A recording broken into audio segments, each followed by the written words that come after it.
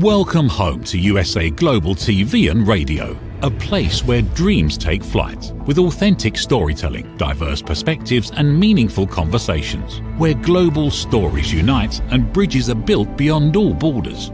Discover world-class education, entertainment, hope and inspiration. Together, we're building bridges worldwide. Subscribe to our channel, USA Global TV. Download our app, USA Global TV. Be our guest or join our team. Visit usaglobaltv.com. Thanks to our founder and executive producer, Dr. Jacqueline Kerbeck. Music score by Yeffy Tang from Cloud Road Music.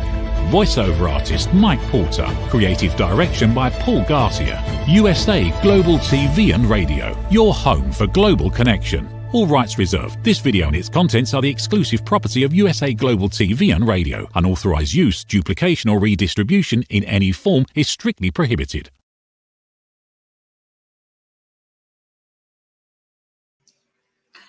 Hi. Hello, everyone. I almost said good morning, but it might not be good morning where you are. So hopefully it's a good day wherever you are. Welcome back to the Compassion Project. My name is Dr. Danielle Lord. I'm the hostess, where we spend time examining, exploring, and unpacking institutionalized trauma so that we can collectively ignite a compassion evolution. And what do I mean when I talk about institutionalized trauma? It's really this idea of repeated and prolonged instances and events of an interpersonal nature. And I think nothing defines this better today than the guest that I have with me, Dr. Amber Tichenor, who is the author of Behind Frenemy Lines. So welcome, Amber, to the show. So good to see you again. Yes, hello. Good to see you again, too. Thank you so much for having me. Oh, this is such a fascinating topic. So I'm always interested in learning from you, your many years of research around this whole idea of this mean girl kind of phenomenon that we see all around us. So excited to dive into this, particularly as it relates to workplace and just cultural trauma overall. So why don't you tell us a little bit about yourself, your journey, how you got here and how you became interested in this topic? Well, it was a very unexpected journey. I kind of stumbled on this topic. I was getting my Ph.D. in IO psychology, and I had to write about a problem that was occurring in the work environment, and I knew I wanted it to be about women. And I was consulting at a very well-known place, and I saw this happening, and it was so disruptive, and it just wasn't disruptive to the two women. It was disruptive to the entire team, and everybody was walking on eggshells. So that's what piqued my interest. And then I wrote my dissertation on it, a qualitative dissertation. And then several years later, fast forward, I was still collecting stories, but it happened to me and I didn't know it had happened. And so that was kind of like my good, horrible situation thing that happened. But it was my aha moment that this is, if I knew it and had studied it, but didn't see it occurring to me, what was it doing to women that didn't know have all the knowledge that I have? Yeah. Oh, that's really interesting that you had that. You kind of saw it from that 30,000 foot lens, and then it happened to you and it kind of drew you into it. And I think you're right. We have to call this out in the workplace because there are still a lot of people who do not even believe that this is a problem, that even workplace violence, mental, emotional violence happens within the workplace. So I think calling it out is huge.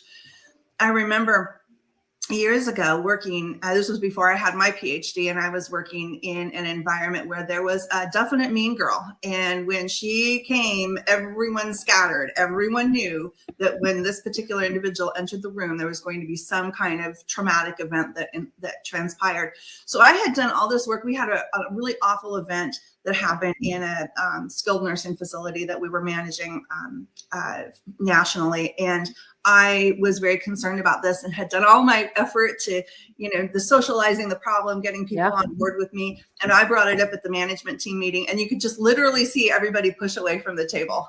And I thought, oh gosh, here I am on my own. You've struck a nerve. In the ring with this very aggressive colleague. And she came at me with such a ferocity. And this is what the CEO did. He got a big shit grin on his face. He pushed back from the table. He put his hands behind his head and his feet up on the table. And he said, "Oh, I love it when the girls fight." So, oh, that makes my stomach hurt. It makes me sick to my stomach because people think it's something funny or amusing. yes, Yeah. yeah. Oh, Yeah, and it was such a defining moment for me. So that realization of, oh my gosh, this is actually happening. I'm here. I'm experiencing it right now. Is a very profound moment for anyone who has not had it yet. So tell us a little bit more about the findings of your work. This is, like I said, such an interesting topic. so it's like watching a train wreck, unfortunately. And it's, I will say I've only studied women. I've not studied men. And so it could happen to certain degrees with males as well, but I've just studied females. And I think with this rivalry, it's not black and white. It is so gray and it's so intangible. And I think one of the key things that happens to a woman when she's experiencing it is that she begins to slowly be beaten down. And if it happens, continuously over time, it is a form of bullying and workplace trauma. So many, like you just said, Danielle, like so many people or men or anybody think it's a form of humor or something to be amused by, but it can cause triggers. It can bring you back to, when you were in 5th grade and something happened and you relive those moments all over again. So I think because it's often so very intangible, it's very hard to share with other people what's happening. And as a result, as this woman is being squashed down, she feels very alone. Her world feels gray. She loses her shine.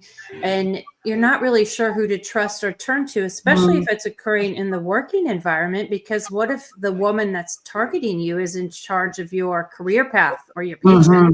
So there's an amount of fear associated with it, but then there's also shame that you're ashamed of yourself for not speaking out. And I think one key thing, so many women, when they're in it, they don't know, it's hard to talk about it because you might not really know exactly what's happening. It's a lot of gaslighting and things that you think, well, she didn't just do that to me. Why would she do that to me? I haven't done anything to her, So you second guess yourself.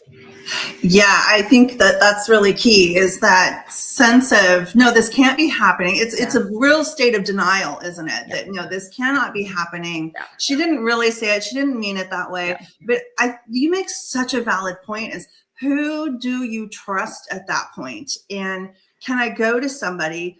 Are they in the back pocket? Are they being bullied? Are they expected to be creating the spider web of trauma? trauma. And so who can you trust? It really is very pervasive and insidious and does so much damage. Did you hear well, you must have, doing your qualitative research, did you hear the kind of the physical, emotional, mental problems that resulted as women experience this? Can you share a little bit about that?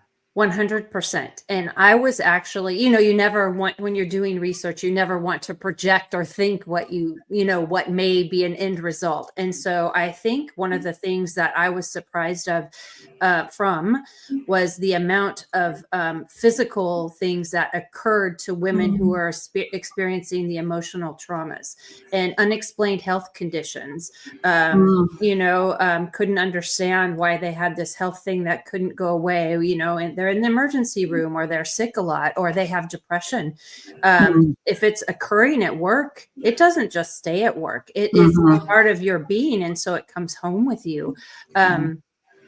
There are emotional issues that come with it. I've had many women, which is just utterly heartbreaking, tell me they don't know how to make female friends anymore because they don't know who they can trust, or they will never work for a female boss again because it was just a horrific experience, or they never want to be on an all-female team again. And I find that just heartbreaking because we're half the population and we should have each other's backs. We shouldn't be tearing each other down. And so there are big psychological, physical, social, there's big ramifications. And so back to the story you shared of your boss sitting back and thinking this is, entertainment. It's like, it's trauma. It's full out trauma, and it impacts just more than the project or, you know, the job you're doing in that moment. It has long-term psychological effects. 100%. Yeah. I couldn't agree more. I remember in the remaining days of working in that organization, even past that, because the office was over by one of my favorite retail stores. And so, you know, even driving to look for a new pair of shoes, it was like, oh my gosh, I can feel the physical sensation. Yes. Right. It was I've had that. that. It's like it comes up, or you get the Sunday blues on on Sunday. You're like, oh Yes. no, I have to go to work on Monday. But it's like your body cleanses up, and it's horrible. We do have, a real physical sensation to that. And a comment that came in too in the chat, you know, that sense of always looking over your shoulder. Again, Yes. Can I trust my own self as well? Right. I think there's a lot of self-doubt and self-preservation that creeps in. Yeah. Did you find, and so I know in research, right, we only print, produce, analyze what is said to us, but as researchers, we tend to sometimes draw conclusions on our own that sometimes leads us down a different path. Did you draw any conclusions or comparisons about where this kind of whole mean girl approach comes from? Is it a carryover from school, or is it a carryover from their own home life? Did you It's all the above. Okay. So when I was doing my research, the type of research I did, you know, I had to have foundational theories or things I could pull from. And there obviously was no theory on or foundational info on female rivalry. So I had to switch to theories of aggression. And so when boys and girls are born, or babies are born, they have the same amount of aggression inside of them. But little girls develop social intelligence earlier than boys do. And so that's when that passive aggressive behavior starts to come in. So boys are still more overt or physical in their aggression, where with girls, it's kind of flipped to more, you know, in an intrinsic type of aggression. It's fascinating. But it's so fascinating, but it stems from multiple things. It can be, like you said, something that happened in grade school. It can be maybe you just don't like yourself. You know, I am a firm believer that women who like themselves like other women. You have to like yourself if you're going to flourish in other relationships. Maybe you were brought up in an environment where you were never good enough and you were always being compared. Maybe you saw your mother or your aunt or your grandmother or any other, you know, predominant female figure in your life tearing down other women. And so you think were brought up that that's just how you act. Learned behavior. It stems from so many things. I remember my daughter was in kindergarten, and naive me, I thought I have all this time in the world. You know, this is going to happen in middle school, not grade school.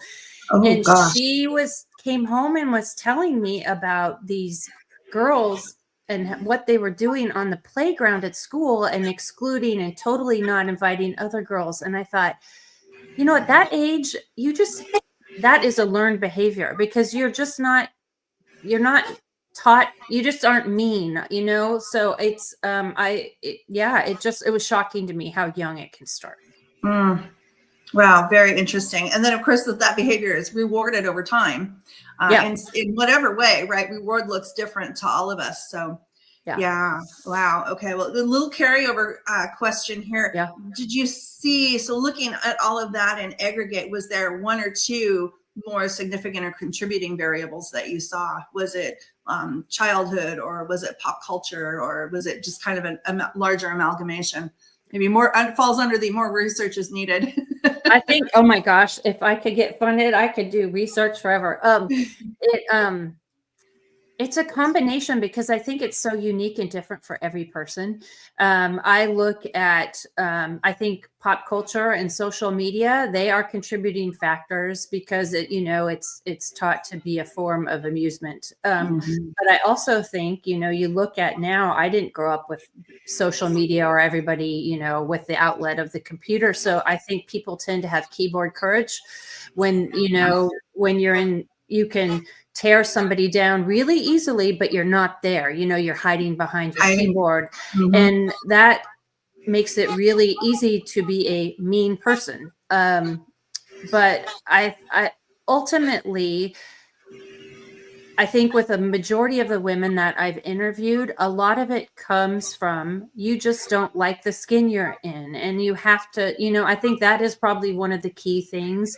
And you don't like yourself, so you don't like to see other people happy or succeed, so you want to tear them down, or you want control, or you're overcome with jealousy or envy and you want what she has, so there's so many faucets. That's what makes it so fascinating, that it's really hard to say it could be one thing or another, because I think it's just a lot piled together.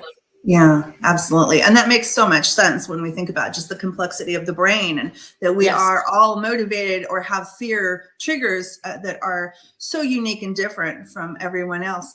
And if anyone's questioning this idea of the keyboard courage, there have been a lot of studies that show drivers have the same reaction, because they kind of feel that they're veiled behind their car. And so we see that in terms of how folks drive. So it makes road a lot rage. of sense. Yeah, road rage. Yeah, absolutely. Yeah. So this idea of pop culture, I'm really intrigued by this. And so let me preface this a bit. And this leads into a conversation that you and I had, and maybe even a couple of years ago, I think, where we talked about this idea of toxic feminism and how we as women, when we came into having the roles of leadership or leadership manager titles, we had the opportunity to bring our true sense of the feminine self into the workplace. And yet, what did we do? We tried to become better men. Right. And I can scream just as loud. I can be just as much of an a-hole as my male colleagues are, and I can drop the hammer and get things done. Do you see a connection with pop culture related to that specific piece of it? I think maybe in a roundabout way. I think the thing with pop culture, if you look at like the reality TV shows or some of the movies, it's just the overall form that it's accepted. It's an accepted behavior when it shouldn't be. And I think when it's accepted, people tend to act differently than they may really be. Does that make sense? Like it's like they're mirroring other behaviors because that's cool, or that's how you can fit in, or that's what you need to do to be accepted. Yeah, it makes perfect sense. It kind of goes back to that whole idea of mirroring, right? Which is such a hard word to say, mirroring. But I see this person being rewarded in some way, even though it's on a TV show or a movie. And so I have license to behave the same way. And, I've gotten pushback where people have said, oh, that's silly. Everyone knows that it's a TV show. And all you have to do is look back to, it's in the 1960s, where they had that actor who played, I think it was Dr. Marcus Welby, MD. And he said, even back then, he was like, people would see him in the grocery store and say, oh, I have this problem. And he's like, you realize I'm not a physician. I'm an actor. I'm an actor. And I think there's really something to that. It kind of speaks to me that this idea of what are we really lacking in our society and our lives, where we have to find refuge, solace, reward in someone who's portraying or something or someone else other than they're not. Then they're true. Why is it putting on a pedestal these negative behaviors that we all know right and wrong? I mean, we were taught in kindergarten, everybody plays nicely in the sandbox, but what's right and wrong. But then when you see people that are put on a pedestal and, they're getting the whatever it is you want. If you think back to, like, I think of Dynasty, that old TV show, and how horrible they were, but they were beautiful and wealthy and had all the this and that. And it's too bad that those things are glamorized. Yes. Yeah. I think that, glamorized. I think that's a great word to sum it up. Yes, it is very unfortunate. So I'm thinking, moving past pop culture, thinking about women of the Eastern countries. And a lot of times those young brides were placed into the home of the husband. Yeah. And historical records show us that they were oftentimes not treated well. And I don't want to put a qualifier around that because I don't know how often that did happen. But there are records of these young brides going into homes and really being treated as a servant almost to the husband's family.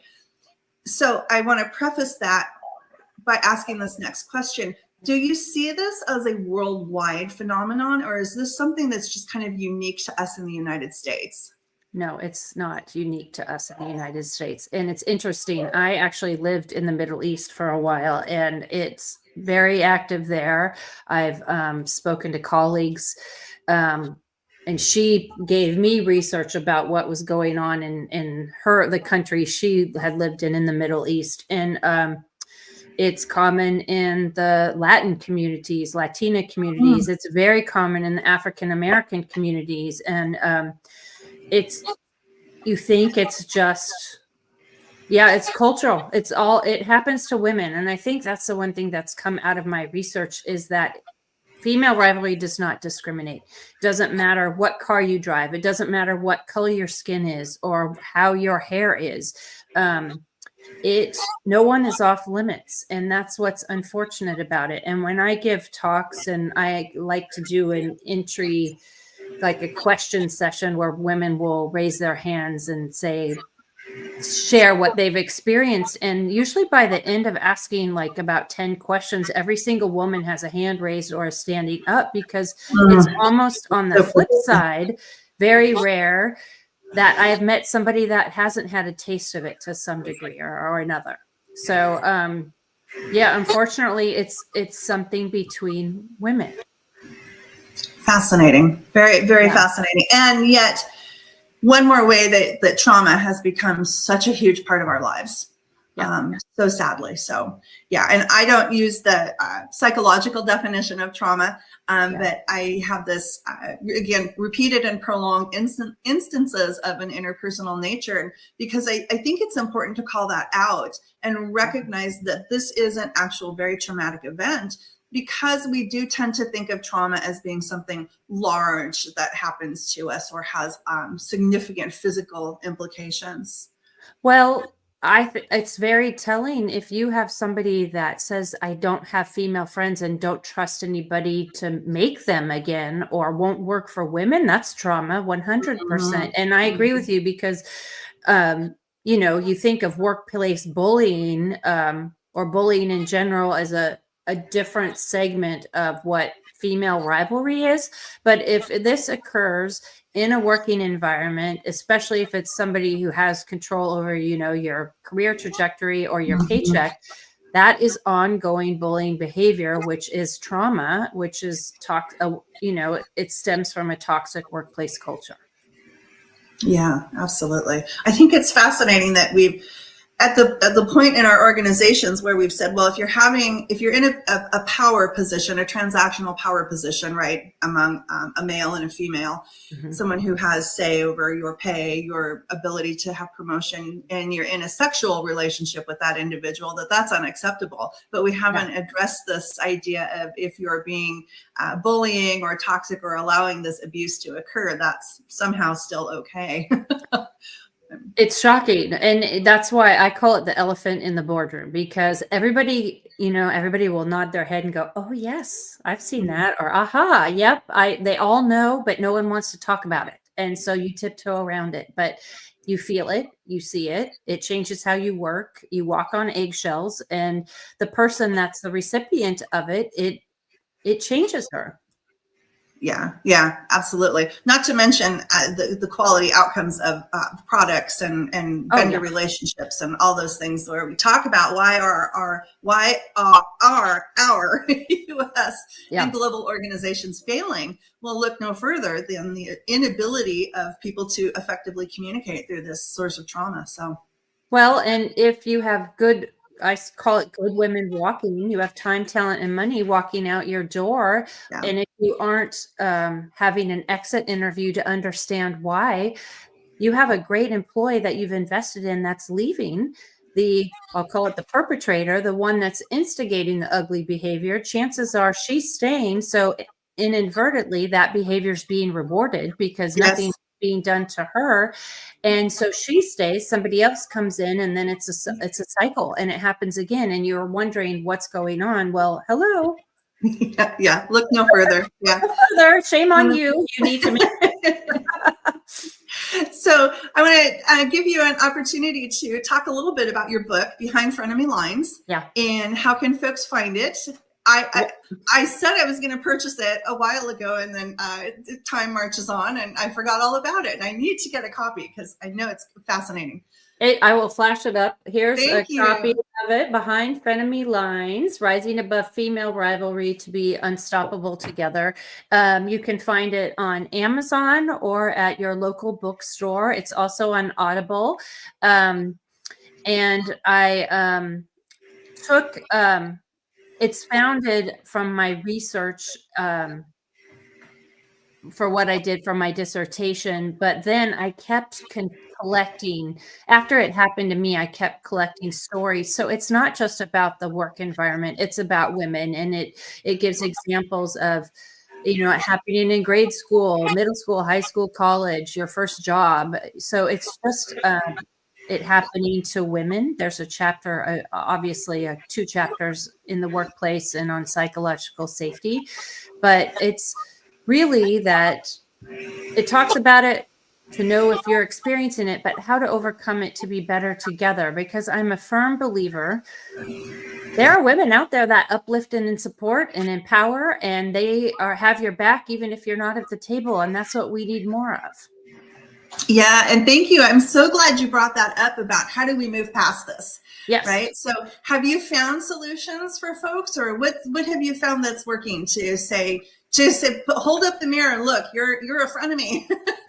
It's hard. And I think first off, you have to kind of do a face check. Am I part of the problem? And no one likes to do that. But am I contributing unaware? You know, like, I don't know I'm contributing. So thinking about that, chances are you're not if you're knee deep in this type of a situation, but it's always good to have a self-check. Often if a woman is knee deep in this behavior, it can be very hard to confront this behavior because you've lost your voice, your world feels gray, you don't know how to address it. So often women may not fully understand it until they are out of it. If you do know or think something is going on, it can be very hard to share. Let's say you are at work, with your manager or somebody in HR, because it's so intangible. It's hard to have clear stories about what's going on, because that becomes a she said if you don't have documentation to back it up. So I always say document everything, write notes, take screenshots, do whatever you have to do to start to document what's going on. And over time, you will see patterns and themes develop. And then trust your gut. Like, if you feel that something is wrong or off, really look hard and inward about what you think that might be and why. And talk to her if you feel comfortable doing so. Maybe not at work, but go for a walk and have some coffee and, just say, hey, we're on the same team. I want to make sure, our communication is, what can I do? Knowing too that what you want her to do for you may not always happen. You may want her to agree and whatever, and she may deny it completely. And think about your own boundaries. And not put up with negative behaviors. Easier said than done if you're deep in it and somebody has that power over you. Yes. Yeah, absolutely. You make such a great point. I don't think we necessarily recognize it when we're in it, right? A month out, a year out, time to recover, and then you go, oh my gosh, it really was happening. So it's very insidious. It's just like most emotional mental abuse is, right? We don't know it.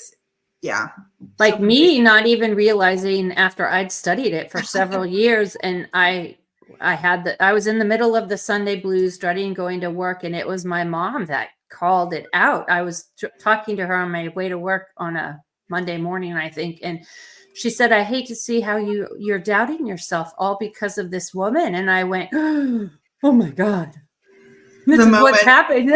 I'm in it. I've studied this. So I call that my best, worst thing. I thought I knew everything about it. And that really let me know, no, I needed to really experience it to truly understand what it was like. So, and again, like you said, it was after that I started, you know what it was? I then started going through all my interviews. I had them transcribed and I was reading them and I was like, oh, that happened to me and that happened to me. And I experienced that and that too. And oh my God, I'm not crazy.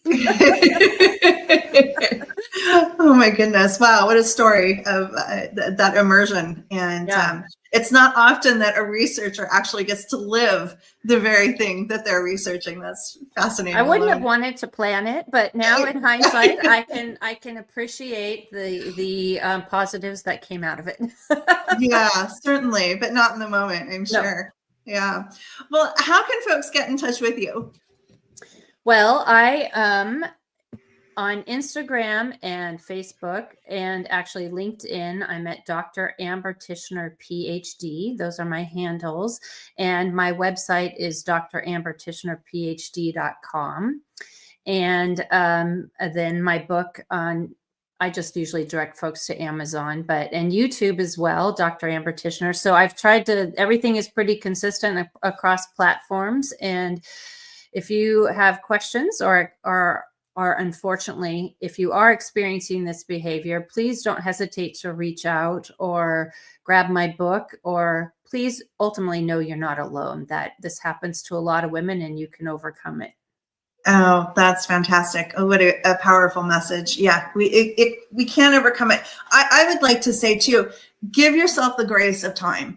If you are experiencing, don't think that this is something that it happened to me and I'm drawing the line in the sand and tomorrow I'm going to be okay. I think that we sometimes tend to do that to ourselves and then we just create more self-doubt. I think that, this healing process can be sometimes a couple of years. So make sure you give yourself that grace. Even if not longer. But I think it stays with you. And I think from my research, my actual PhD research, it was beautiful in a crazy kind of way, but I interviewed 9 women and all but one of them used the act of forgiveness in the workplace to overcome the behavior. So they didn't condone the behavior, but they forgave the situation, and they knew as a result of experiencing something so negative, they knew that they were team leaders and, working with women, they knew what they did not want to be. And so they took that behavior and made it a lesson learned. And they then promoted inclusive and transparent cultures and would not condone that type of behavior in their setting. And so I think if you can look at what you can learn from a negative situation, there's always some type of lesson or, feel good thing that you can take with you to do something different. Yeah, I think I completely concur with that. I've seen the same thing with leadership, right? Yeah. In my role of working with leaders and leadership development, so many of the leaders that I've worked with has said, I took something that I saw as completely awful, negative, and said, I don't ever want to be like that in my own leadership role. So that's a very powerful message. I also want to bring up the act of forgiveness and how powerful that is. And in fact, last month I had Alicia Alexander. Yeah. And in fact, I think we're mutual connections on LinkedIn.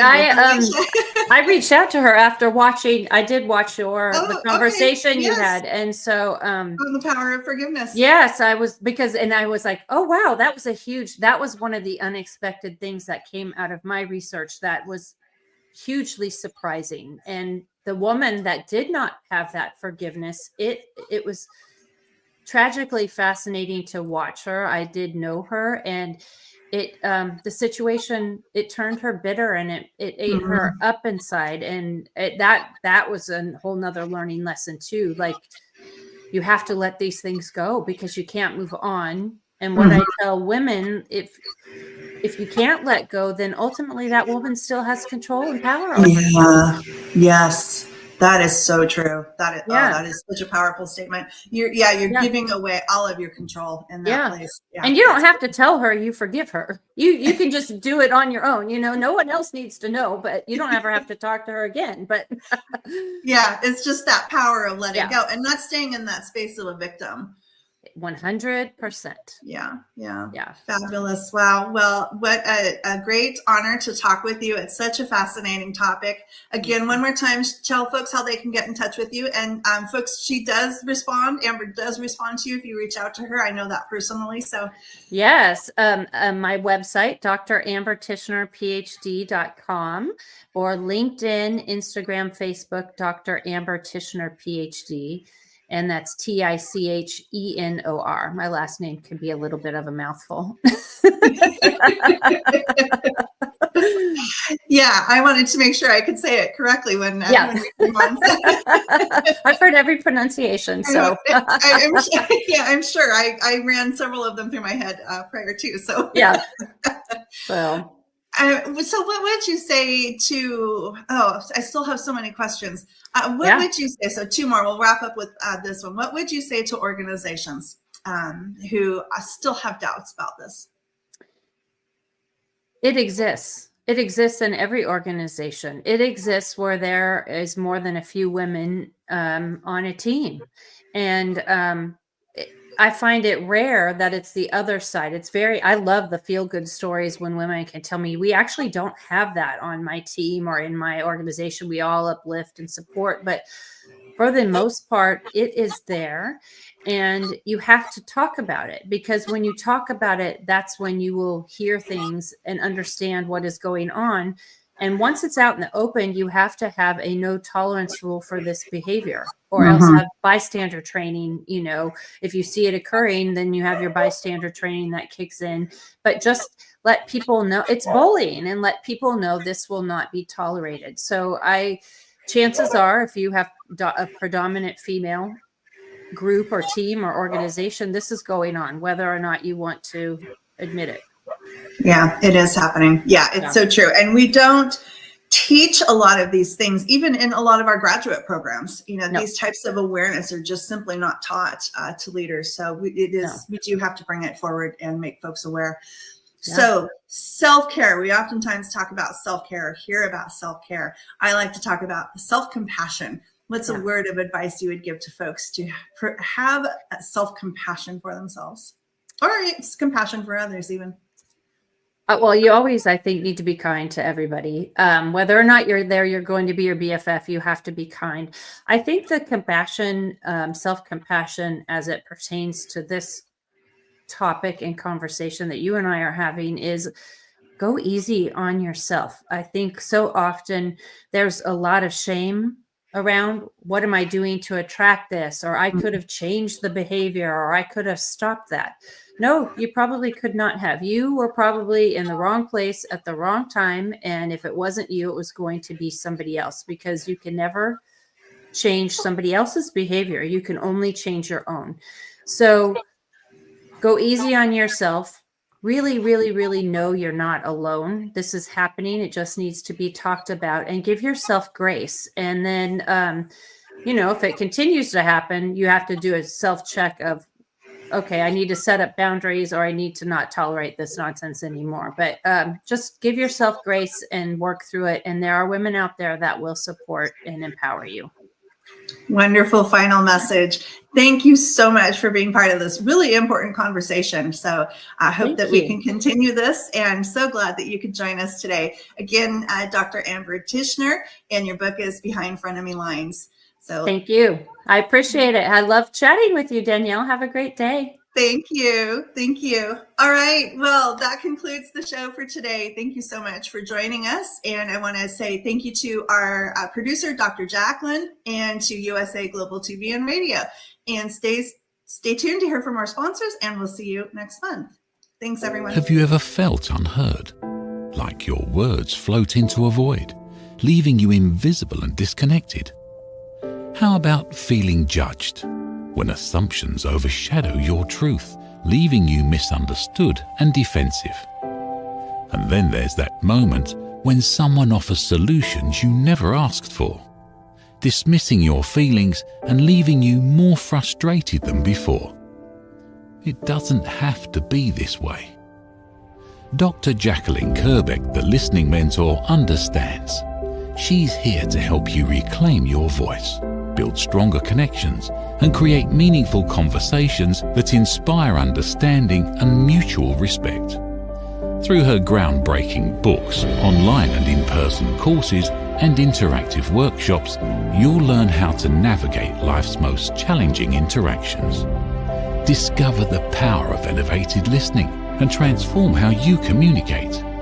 Master setting boundaries and asking permission to protect your peace. Learn to recognize and release judgment, fostering empathy and true connection. Dr. Kerbeck also offers personalized coaching, one-on-one or group sessions designed to fit your unique needs. Whether in person or virtually on StreamYard, her guidance will empower you to thrive. You don't have to struggle alone. The path to deeper connections and better relationships start here. Visit drjacqueline.com or usaglobaltv.com. Join a global community of empowered listeners and transform your life, one meaningful conversation at a time. Dr. Jacqueline Kerbeck is the listening mentor. Start your journey today. Meet Red O'Loughlin, TV show host, presenter, and author. Howdy y'all, Red O'Loughlin here. I'm a TV host on the USA Global TV and Radio Network. Red has 3 weekly shows every Thursday. I've been a TV host now with USA Global probably maybe just a little over 3 years. Probably, I know for sure 250, 300 shows. Join Red on the Corner Bookstore.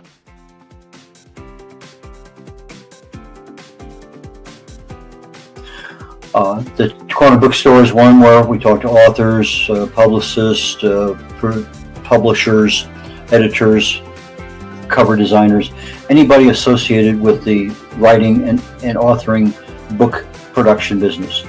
You have somebody in that area, I can help you with regard to getting your book done, getting it published, working with you on a cover. A lot of things I can help people with, and I have probably maybe published over 40 books for people so far. Join Red on The Wise Ones.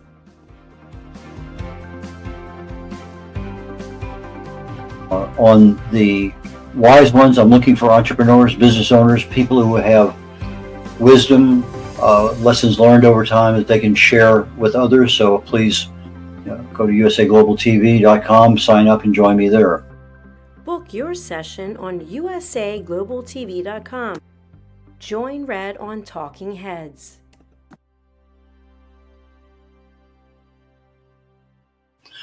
On Talking Heads, I take my experience. I fell in love with chemistry many years ago, got a degree in it, got an invitation to Vietnam, never practiced chemistry per se, but I did get a chance when my wife was going through chemo to get back into the chemical end of things. I started looking for cause and effect relationships.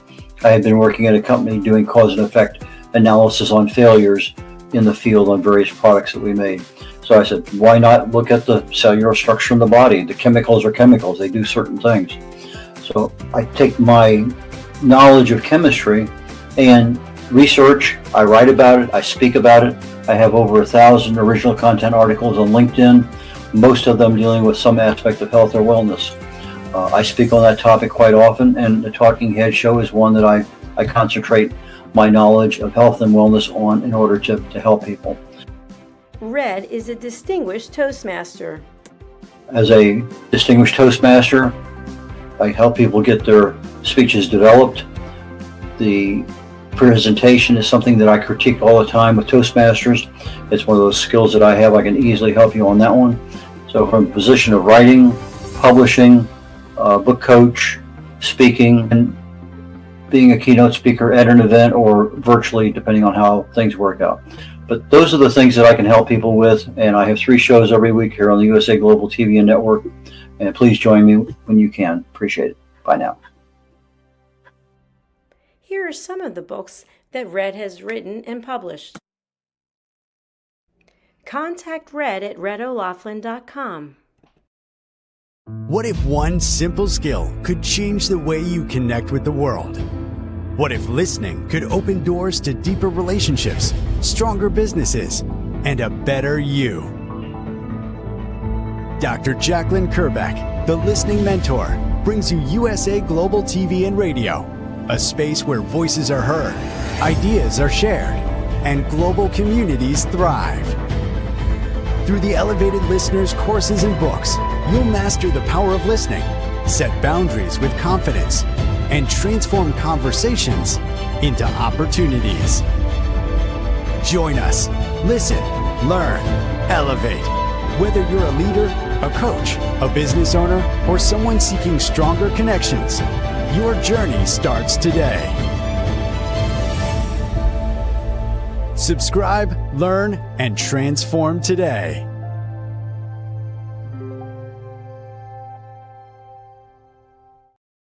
Thank you, viewers and listeners of USA Global TV and Radio, for joining us today. We're honoured to have your time and attention as part of our global community. At USA Global TV and Radio, we believe in the power of authentic conversations, meaningful connections, and creating a world of possibilities together. Want to be part of something bigger? Join our team of elevated listeners at usaglobaltv.com, a space where your voice matters and your ability to listen transforms relationships. Stay connected with us across all our platforms for thought-provoking discussions, expert insights, and empowering stories. Subscribe to our channels at youtube.com/c/USA Global TV. Follow us on social media and explore the endless opportunities we're creating for growth, learning, and inspiration. Together, we're not just broadcasting, we're building bridges and changing lives one conversation at a time. For inquiries, contact us at info@usaglobaltv.com. Music by Johnny Dies. Produced by Executive Producer and Director Dr. Jacqueline Kerbeck. Voiceover by Mike Porter. Creative Direction by Paul Garcia. All rights reserved. Copyright 2025. Visit usaglobaltv.com to view our full terms and conditions.